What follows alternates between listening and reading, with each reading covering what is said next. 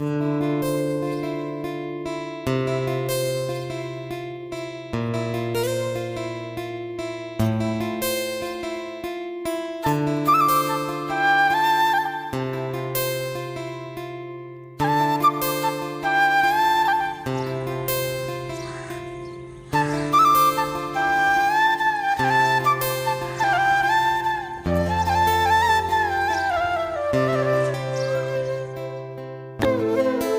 Morning, শুভ সকাল। কেমন আছো সবাই? আশা করছি অনেক ভালো আছো, সুস্থ আছো, আর আমরাও মোটামুটি ভালো আছি। সকালবেলা কোকিলের ডাক শুনতে কি ভালো লাগলো না বলো? এখন কটা বাজে বলো তো? এখন টাইম হয়েছে ঘড়িতে 5:30। একদম ঘড়ির কাঁটা ধরে উঠেছি। অ্যালার্ম দেওয়া আমার দুবার, একবার 5টা, একবার 5:15। মানে আমার কি বলো তো, যদি কখনো একবার মিস হয়ে যায় তাহলে ওই 5:15টায় উঠে যাব। তারপরে তো উজ্জ্বল আছে, যদিও সেটা না হয় তাহলে ও কল করে দেবে। আসলে কি বলো তো, মেয়ের স্কুল শুরু হয়ে গেছে আজকে থেকে, তাই ওকে সকালবেলা একটু টিফিন বানিয়ে দেবো, আর আমাদের জন্যও কিছু জলখাবার বানাবো। মানে যেহেতু আটা মাখতেই হবে, তাই একটু বেশি করে মাখলে সবার মোটামুটি সকালের খাওয়াটা হয়ে যাবে। আমরা খাই না খাই, মাকে 2টো রুটি করে দিতে পারলে আমার অনেকটা শান্তি লাগে যে মা কিছু খেতে পারবে। ওই জন্য আমরা খাই না বলে মাও আমাদের সাথে সাথে খায় না। মাকে যতই বলি না কেন, দুধ আনা থাকে, একটু ওটস খাও, একটু কর্নফ্লেক্স খাও, মাও কিছুতে খেতে চায় না।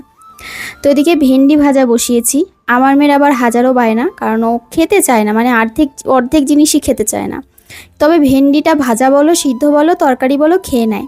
এটা আমি ছোটোবেলায় আমারও এই অভ্যাসটা ছিল, কারণ আমি না ভাতই খেতে চাইতাম না, ওই গলা দিয়ে তাড়াতাড়ি সরে যেত বলে, যে কারণে কিন্তু ভেন্ডি আর পাট শাকটা খুব ভালোবাসতাম। ওরও হচ্ছে সেই ব্যাপারটা রয়েছে। তো একটা রুটি করে ছিঁড়ে টিফিন গাড়িতে দিয়ে দেবো, আর টুকরো করে আর একটু ভেন্ডি ভাজা দেবো, ব্যাস। তারপরে যদি বাড়িতে এসে একটা রুটি খায় তো খাবে, আর নয়তো দেখা যাবে কিছু ফল টল কিছু দিয়ে দেবো।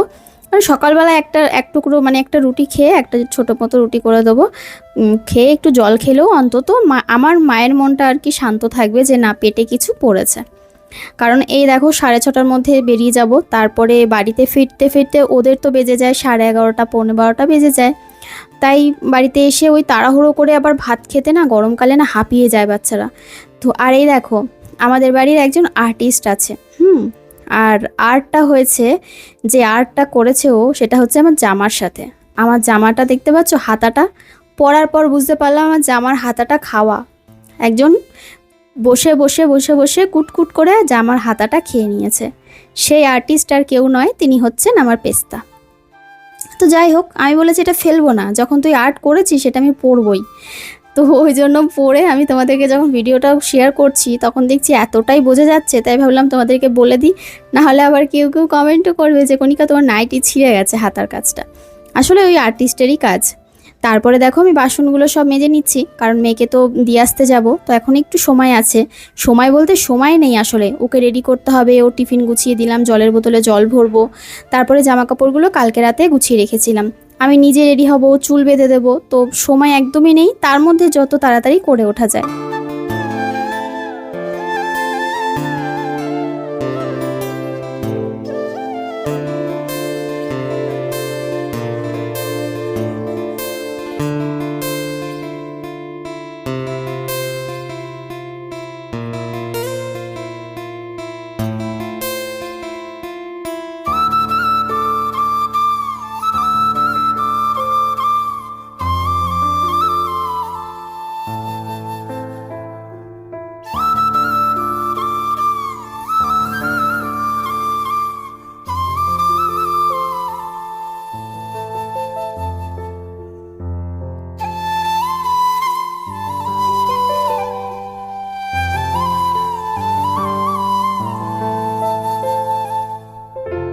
কালকে রাতে না রান্নাঘরের সব বাসন মেজে তারপরে ঘুমাতে গেছিলাম। এই কটা দিন ধরে এটাই করছি, রান্নাবান্না করে দুপুরের বাসন তো দুপুরেই মাজা হয়ে যায়। খাওয়ার বাসনটা ওই 4টে থালা খাওয়ার পরে মেজে নিই, আর রাতের বাসনটা সেটা আমি রাতেই মেজে নিই। রান্নাঘর গুছিয়ে গেছিয়ে ঘুমাতে গেছিলাম, তোমরা দেখেছিলে আগের ভ্লগে।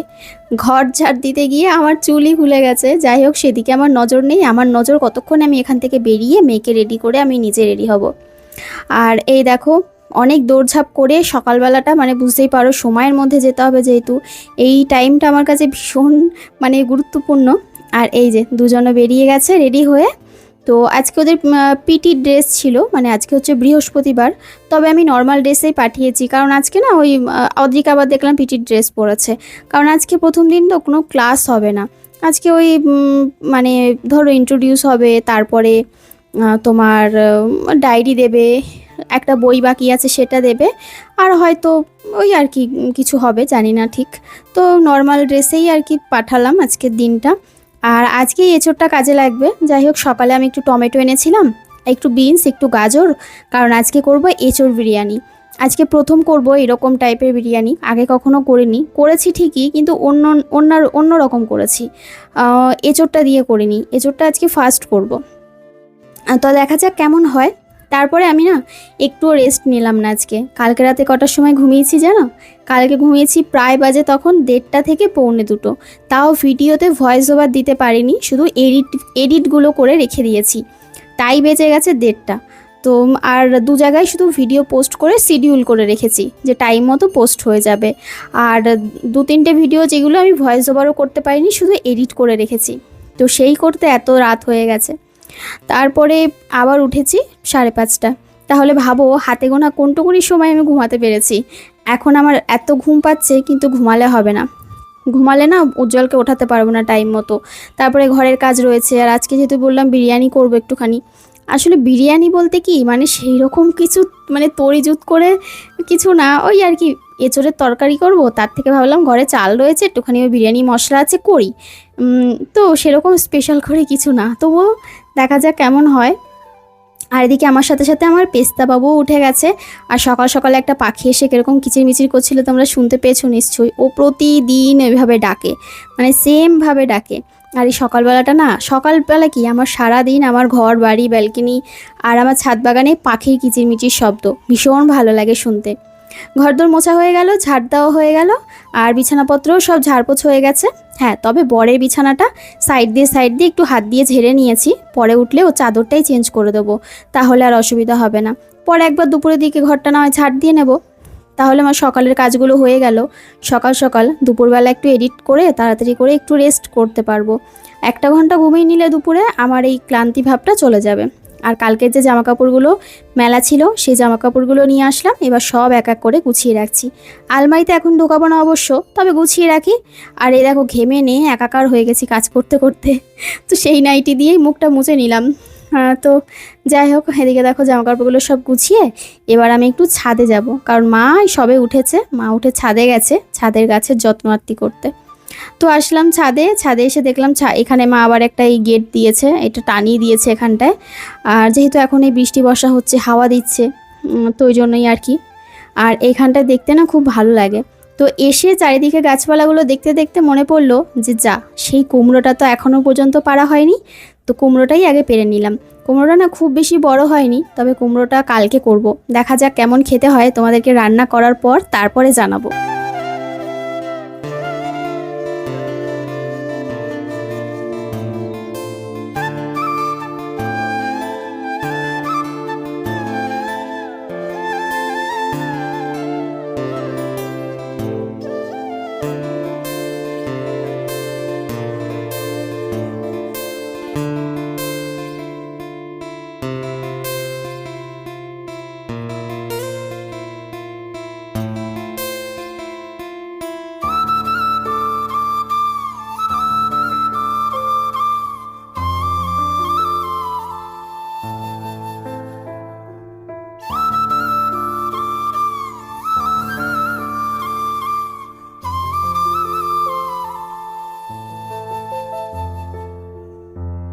সকালবেলা আমার এই ছাদ বাগানটা পুরো অন্যরকম লাগে দেখতে, সবে সবে রোদ উঠেছে।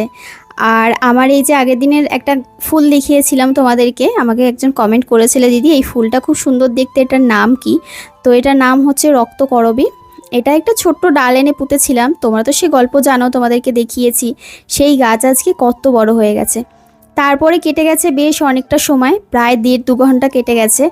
আর এখন কটা বাজে, এখন ধরো ওই 9:30 10টা ধরো বাজে। বরকে স্নান করিয়ে দিয়েছি, ও স্নান হয়ে গেছে। তার মাঝখানে আমি চেঞ্জও করে নিয়েছি। একবার আমার আর মায়ের চাও খাওয়া হয়ে গেছে সকালে। আর ওর কানে জল ছিল, তো আমাকে বললো কানটা মুছে দাও, তোর কানটা মুছে দিলাম। আর এবার আমরা সকালের খাবার খাবো, তো আবার একবার চা করে নিয়েছি যথারীতি। সকালবেলা অল্প চা খাওয়া হয়েছে, তবুও এখন তো বর চা খাবে, তো ওই জন্য ওর জন্য একটু চা করলাম। আর আমরা আর বাদ যাবো কেন, আমরা একটু চা করে নিয়েছি। তার সাথে একটু ভেন্ডি ভাজা ছিল, আর রাতে ওই বাদাম ভিজিয়ে রেখেছিলাম সবার জন্য।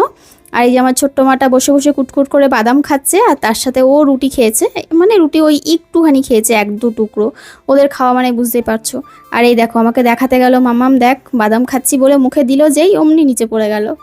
তো পাকা বুড়ি এখন সারাদিন থাকবে আমাদের বাড়িতে। আর এখন আমি স্নান করে নিয়েছি, যাব রান্নাঘরে। তো ভাবলাম যে যেহেতু বিরিয়ানিটা রান্না করব, তো তো তাড়াতাড়ি করে স্নান করে নিই, স্নান সেরে তারপরে রান্নাঘরে ঢুকবো। আর আজকের ভিডিওতে পুরোটাই ভয়েস ওভার, কারণ আজকে সামনে থেকে এসে কথা বলবো, সেই সময়টা একদম পাইনি। আমি জানি তোমরা অপেক্ষা করো কণিকা সারাদিনের ভিডিওর মাঝখানে সামনে থেকে এসে একটু কথা বলবে দুদণ্ড আমাদের সাথে। তো আমি চেষ্টা করি যে আমি যত দূর আমার ব্লগটাকে ভালো করা যায়, ভালো তৈরি করা যায়, আমি আমার মতো করে একার দ্বারা যতটুকুনি সম্ভব আমি চেষ্টা করি আমার বাড়ির মধ্যে থেকে যতটুকুনি ভালো করা যায়। তবে আজকে না আমি পারিনি, সত্যি বলতে পেরে উঠিনি। এত সকালে উঠে সমস্ত কিছু টাইম টু টাইম সলভ করা, মানে কাজগুলো, তার মধ্যে থেকে আর হয়ে ওঠেনি। তো এদিকে শ্যাম্পু করেছে, একটু খুব গরম লাগছিল কাজ করতে করতে, পুরো ঘেমে। আর সবচেয়ে বেশি ঘামে সেটা হচ্ছে মাথা, চুল পুরো প্যাচপ্যাচে হয়ে যায়। তো শ্যাম্পু না করলে না খুব খারাপ লাগে। তো ভাবছি গরমকালে 1-2 দিন পর পর ছাড়া না শ্যাম্পু করতে হবে। আর এখানে দেখো গামছাটা পুরো ভিজে গেছিলো, দেখলাম চপচপ করে জল পড়ছে, গামছাটা চেঞ্জ করে মাথায় একটা ওড়না দিলাম। আর এবার রান্না করব। তো চালটা তো ভিজিয়ে রেখেছিলাম প্রায় ঘন্টাখানেক আগে। আর এদিকে বিরিয়ানিটা আজকে কী করে রান্না করব সেটাই তোমাদের সাথে শেয়ার করব। চলো, মানে যতটুকুনি আমার পক্ষে সম্ভব দেখানো। জলটা বসিয়ে দিয়েছি ওদিকে, তার মধ্যে দিলাম গোটা গরম মশলা। আর এখানে দেখো লম্বা লম্বা করে কেটে নিলাম সবজি। কী সবজি দিয়েছি বলো তো? গাজর দিয়েছি, আর তার সাথে বিনস দিয়েছি। সরু সরু করে লম্বা লম্বা করে কেটে নিলাম। আর এদিকে জলটা গরম হয়ে গেছে, তো এবার এর মধ্যে দিয়ে দিলাম চালটা, মানে যে চালটা আমি 1 ঘন্টা আগে ভিজিয়ে রেখেছিলাম। আর এবার না এর মধ্যে একটু নুনও দিয়ে দেবো, একটু নয় বেশ খানিকটা, একটু বেশি করেই নুন দেবো, যাতে ভাতের সাথে পরে আর আমাকে নুন অ্যাড করতে না হয়। আর এবার ওদিকে রান্নাটা বসিয়ে দিয়ে, ওদিকে দেখো কড়াইও বসিয়ে দিয়েছি। তো তার মাঝখানে কড়াই গরম হতে হতে আমি কিন্তু বাসনগুলো গুছিয়ে নিচ্ছি। আর এবার কড়াইয়ের মধ্যে আমি দিয়ে দেবো ওই ভাজাগুলো, মানে যে ভাজাগুলো বাকি রয়েছে সেগুলো দিয়ে দেবো। আর হ্যাঁ, তোমাদেরকে তো বলতেই ভুলে গেলাম, এঁচোড়টা কেটে একটু বড় বড় করে কেটেছি। আর আলু, যেরকম বিরিয়ানিতে আলু দেয়, 2 টুকরো করে বড় বড় আলু নিয়েছিলাম। তো সেই দুটোকে একসাথে নুন আর একটু হলুদ দিয়ে প্রেশার কুকারে সেদ্ধ বসিয়েছিলাম। একটা সিটি দিয়েছি কোনো রকমে, একটু শক্ত শক্ত থাকবে। আলুটা সেদ্ধ হয়ে গেছে, তবে এঁচোড়টা একটু শক্ত থাকবে। রান্না করতে করতে ওটা নরম হয়ে যাবে, মানে একদম প্যাতপ্যাতে যে গলে যায় না, সেই ব্যাপারটা করব না, তাহলে বিরিয়ানিতে খেতে ভালো লাগবে না। আর ভীষণ, মানে খাওয়ার পর আমি তোমাদেরকে রিভিউটা বলবো। উজ্জ্বল খেয়ে তো খুব ভালো বলেছে, আর আমার মেয়েও ভালো বলেছে, মাও খুব ভালো বলেছে, বলছে যে দোকানের বিরিয়ানির থেকে এটা যথেষ্ট ভালো, এত সুন্দর হয়েছে ঘরোয়াভাবে। আর আমি যত বিরিয়ানি বানিয়েছি আজ পর্যন্ত এটা মনে হয় সব থেকে বেস্ট ছিল, এত ভালো হয়েছে বিরিয়ানিটা খেতে আজকে। তোমরা একবার করে খেও, ভীষণ ভালো লাগবে। যারা ভেজ টেজ খাও আর কি, চিকেন মানে খাও না, তার বদলে খেতে পারো। তো এ দেখো এঁচোড়টা এমনভাবে সেদ্ধ করেছি যাতে আমি ভাজতে পারি। আলু যেমন লাল লাল করে ভাজতে হয় বিরিয়ানির, এঁচোড়টাকেও ঠিক সেরকম লাল লাল করে ভেজে নিয়েছি। এটাতেই টেস্ট হয়, আর কিছু না। তো এবার দেখো মশলা করে নিয়েছি এদিকে। আর মশলার মধ্যে বেশ কিছু জিনিস আমি দিয়েছিলাম, মানে আদা দিয়েছি অল্প করে, আর লঙ্কা, তার সাথে একটু গোটা গরম মশলা, আর দিয়েছিলাম তোমার কি বলে ওই যে কাজু বাটা দিয়েছিলাম, একটু দই দিয়েছিলাম। আর এবার দেখো মশলাটা কষিয়ে দিয়ে দিলাম এর মধ্যে এঁচোড় আর আলুটা, আর একটু কাজু কিশমিশ দিয়ে দিলাম। এবার এই যে কিশমিশটা দিয়ে দিলাম, আর কাজু বাদামটা একটু ভেঙে ভেঙে দিলাম। তো এটা যখন ওই রাইসটা সাজাবো না, রাইসটা যখন খাবে তার সাথে মুখে চাবানো যখন পড়ছিল, উজ্জ্বল বলছিল খুব ভালো টেস্ট হয়েছে, খেতে ভালো লাগছিল। তো এবার এটাকে হালকা করে, হালকা নয় মানে বেশ খানিকটা একটু ভালো মতো কষিয়ে নেব।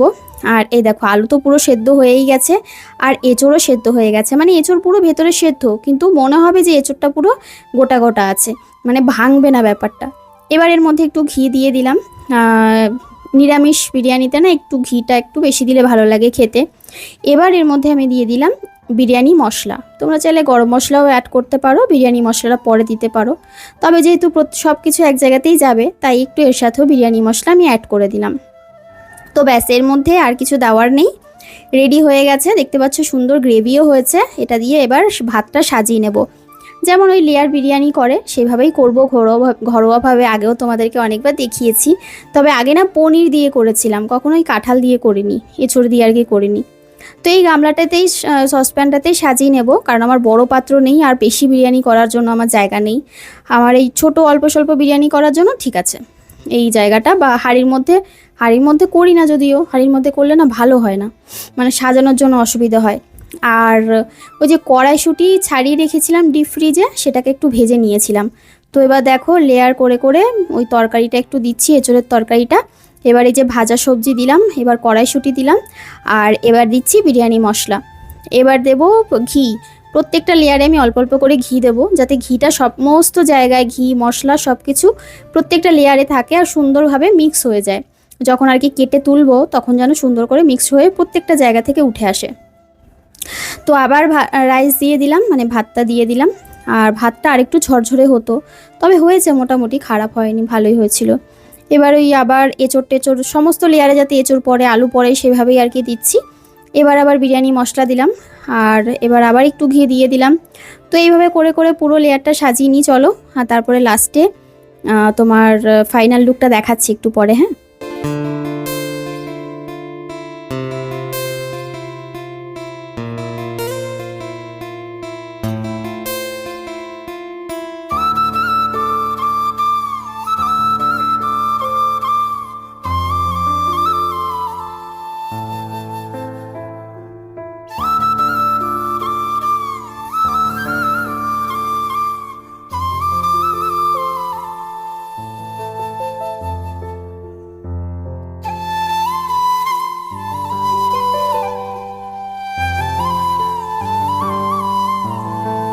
বিরিয়ানি কিন্তু সাজানো কমপ্লিট। এবার একটুখানি দমে দেব, আর ওপর থেকে যা যা দেওয়া লাস্টে তোমার কেওড়া জল, গোলাপ জল, একটু আতর, সমস্ত কিছু দিয়ে দমে বসিয়েছিলাম।